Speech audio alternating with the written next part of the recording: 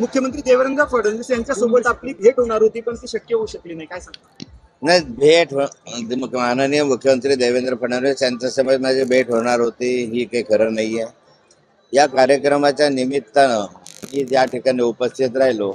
जर औपचारिकरित्या त्या ठिकाणी भेट झाली तर भेट घ्यावी असा माझा प्रयत्न होता. आता हा कार्यक्रम जो आहे तो शासकीय कार्यक्रम नव्हता. आज संघाच्या माध्यमातून कार्यक्रम केलेला होता आणि या कार्यक्रमासाठी आम्ही उपस्थित होतो.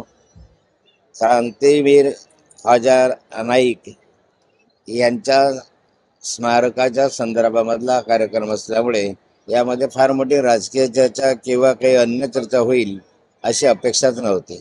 हो, या कार्यक्रमाला आपण निमंत्रित म्हणून का व्यासपीठावर तुम्हाला बोलवणं बसवणं अपेक्षित होतं असं वाटतं? मी या कार्यक्रमाला निमंत्रित होतो. या कार्यक्रमाला आग्रहपूर्वक मला फोनही आले की तुम्ही यावं आणि राष्ट्रीय स्वयंसेवक संघाच्या वतीनं या ठिकाणी कार्यक्रम झाल्यामुळे मी उपस्थित राहिलो. पण या ठिकाणी अपेक्षा नव्हती की सर्वांना स्टेजवर या ठिकाणी स्थान द्यावं. या ठिकाणी मोजक्याच लोकांना स्टेजवर त्या ठिकाणी स्थान देण्यात आलं आणि सर्व बाकीचे आमदार जे आहेत याच्यातले किंवा मान्यवर आहे त्यांना समोर VIP याच्यामध्ये बसवण्यात आलं.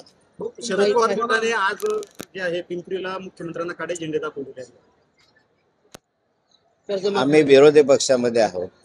त्यामुळे स्वाभाविकता जे अनेक विषय आहेत त्या विषयाच्या संदर्भामध्ये जे समाधानकारक उत्तर सरकारकडून मिळत नाही त्या विषयाचा निषेध आम्ही व्यक्त करत असतो. आज कर्जमुक्तीची घोषणा माननीय मुख्यमंत्र्यांनी निवडणुकीच्या कालखंडात केली. विजेच्या संदर्भामधले विषय अनेक विषयाच्या संदर्भात कापसाला भाव देऊ वगैरे सांगितलं, पण प्रत्यक्षात त्या ठिकाणी कृती झाली नाही. आणि म्हणून असे जे विषय असतात त्या विषयाच्या संदर्भामध्ये सरकार म्हणून आम्ही निषेध व्यक्त करतो. भाऊ, तुम्हाला कुठे खंत वाटते का भाऊ फडणवीसांची भेट झाली नाही आज?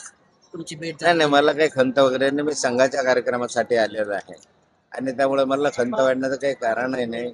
आणि मला देवेंद्रचे जे भेट